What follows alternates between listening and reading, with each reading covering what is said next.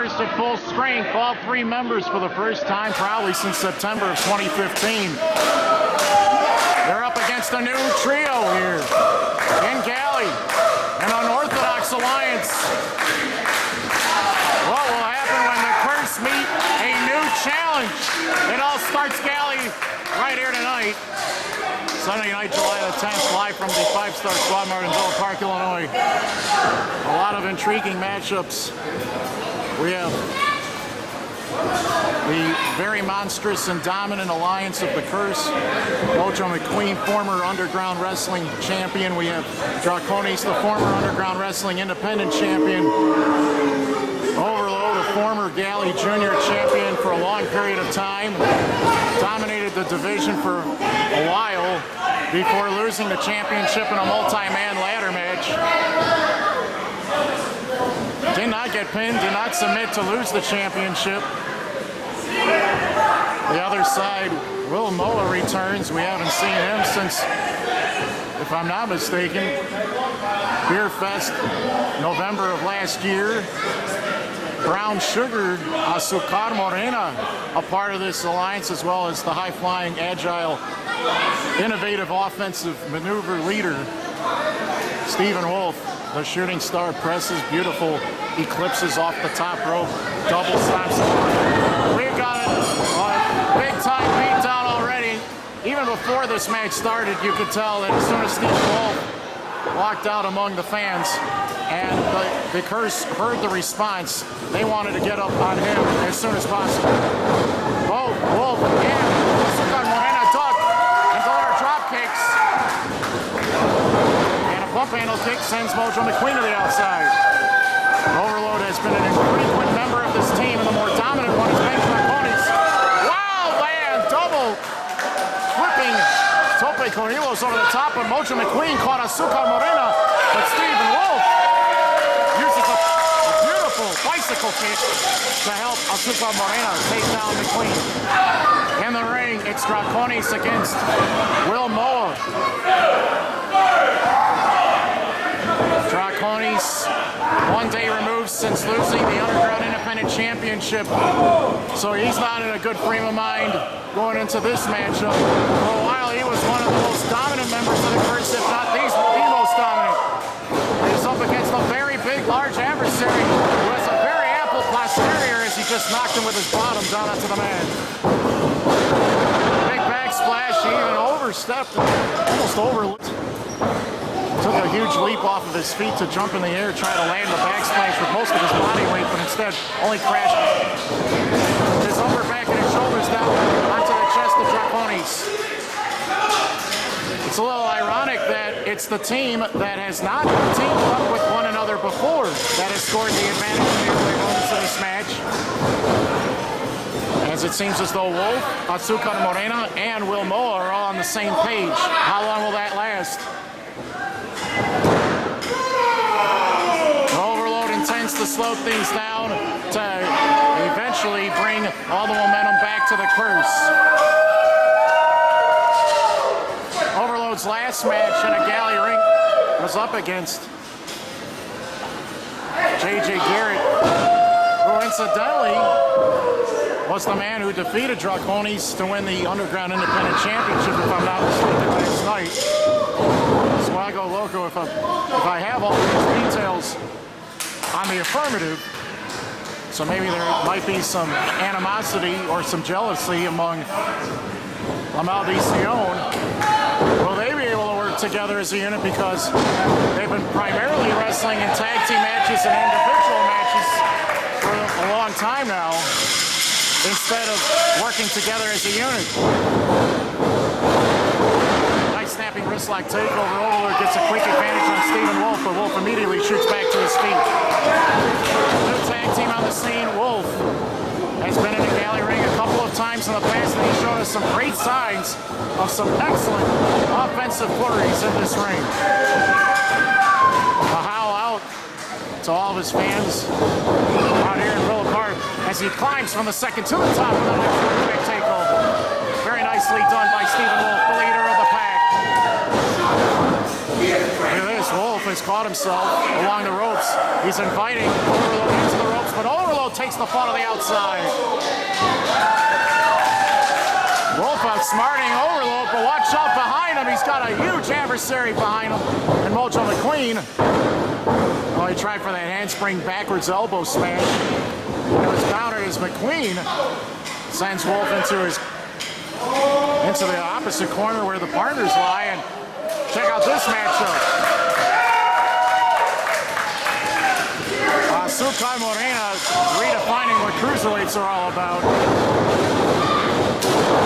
And he's giving up a lot of size to McQueen, and McQueen is being very aggressive on his smaller adversary right here. There was a time when Brown Sugar, Azucar Morena, was teaming up with members of the GALLI Allies to take on the Prophecy, and he was not successful in that effort. McQueen stops the momentum with a headbutt, at least we thought he did. Upwards kick, glancing shot to the left eardrum.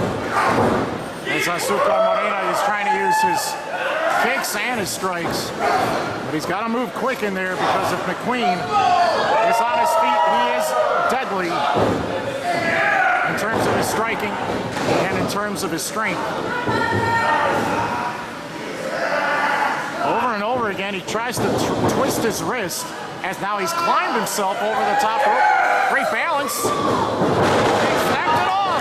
Nice head scissors takeover by Azucar Morena.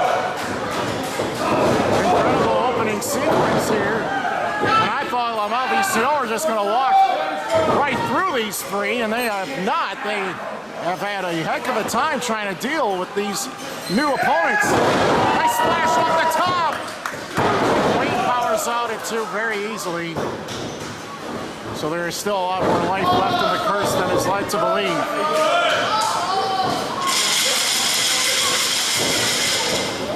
Ovirload has not teamed up with Mojo McQueen in quite some time. It's been almost 10 months. And this is a huge mismatch in Draconis. Shows that he's in this ring not to make friends, but to obliterate the competition. And it's going to start here with Azucar Morena.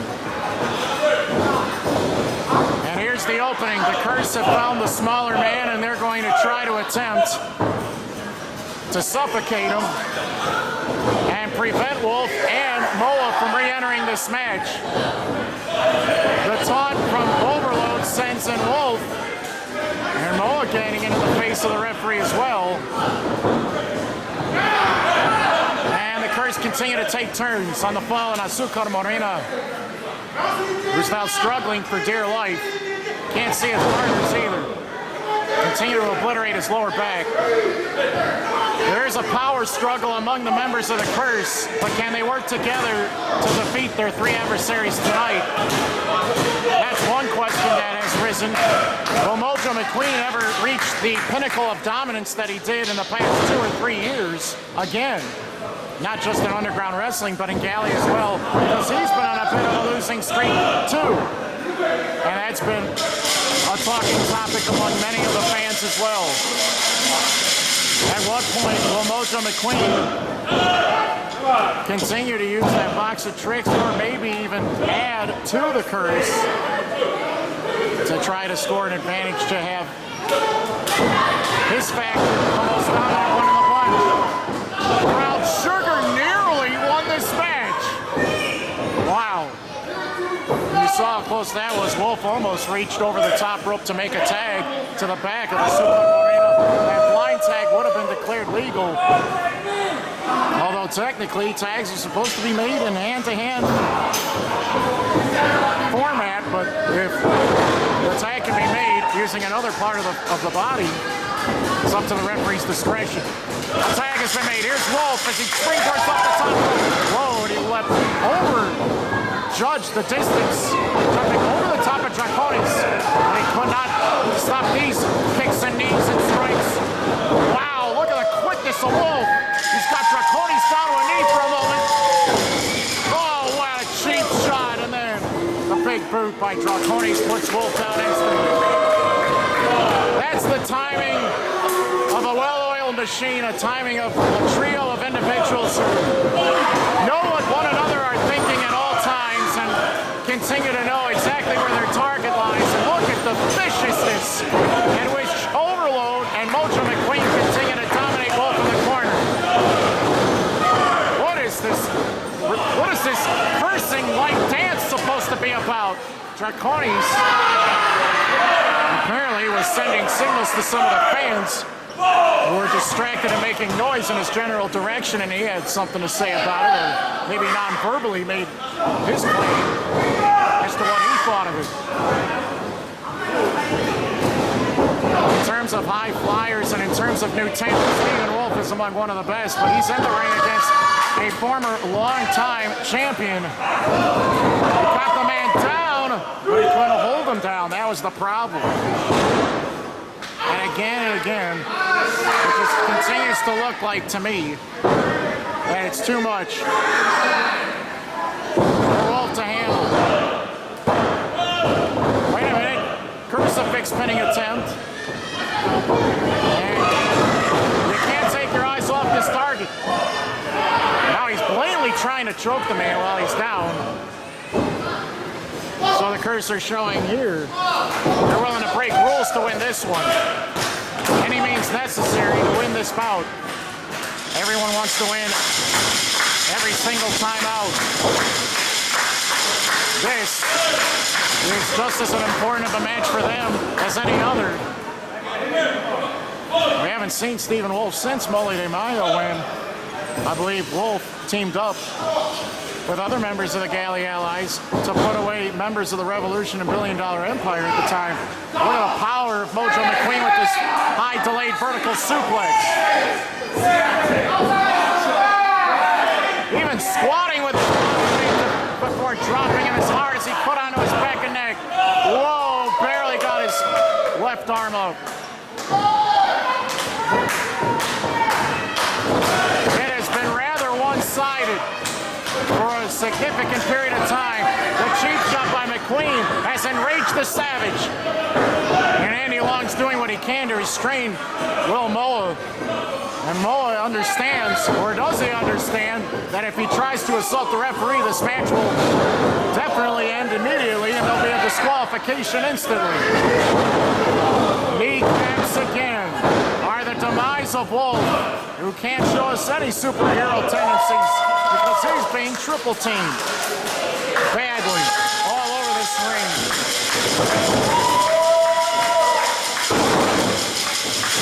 Wolf's got a very positive outlook, and he wants to help out his team members as badly as anybody else. And Wolf is now going at it with Draconis on the outside.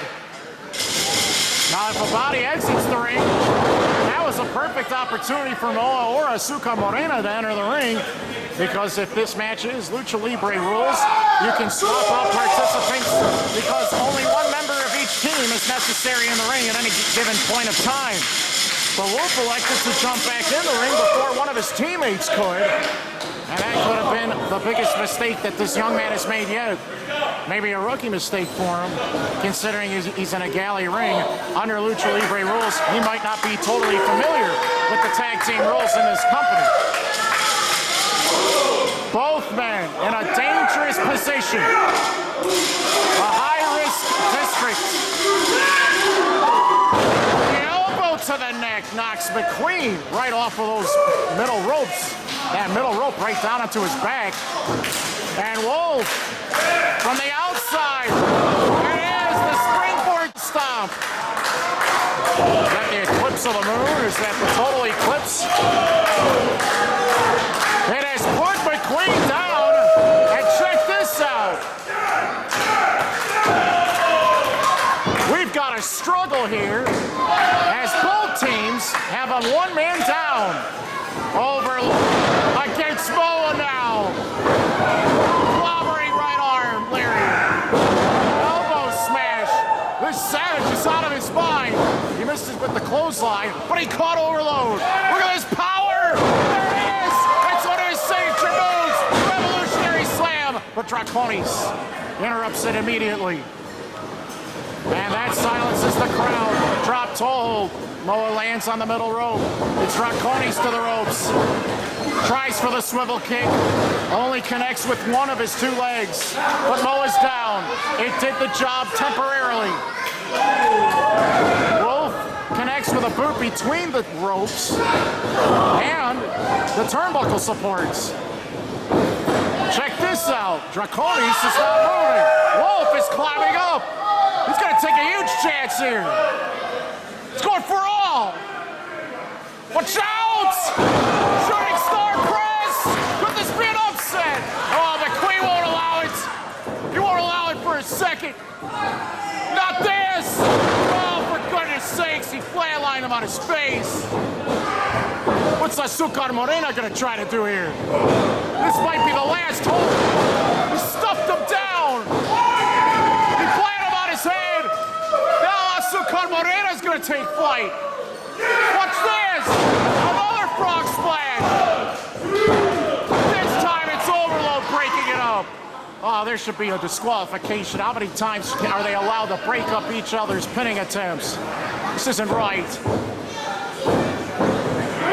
And now we've got a slugfest in the ring between Azucar Morena and Overload on the outside. Draconis is paired up with Will Moah. Oh no! Moah's head. Very solid, hard cranium, just got slammed up against that ring post, one of the hardest supports of the ring. And now it's Wolf who eats the ring post too. I don't know if Azucar Morena is aware of this. He is in the ring with one member of the Curse, and there are two others that are behind him. This could be bad news for Azucar Morena because now he's up against 3-on-1 odds.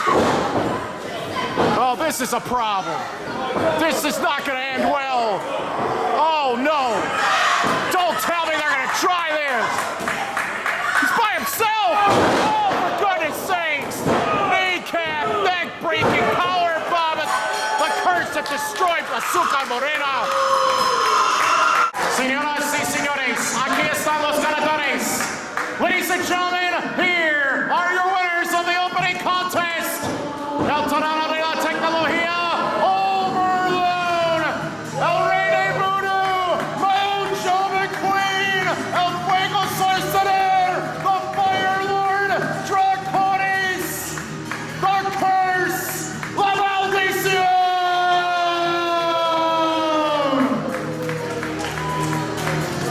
What an incredible finale. But the thing is, would they have won this match if they did not interrupt those pinning attempts? There were a number of times when Wolf, Moah, and Morena could have had this match won. That's a controversial conclusion, but the results are still the same. The Curse had defeated a new trio, and it was not as easy as people might originally intend to believe.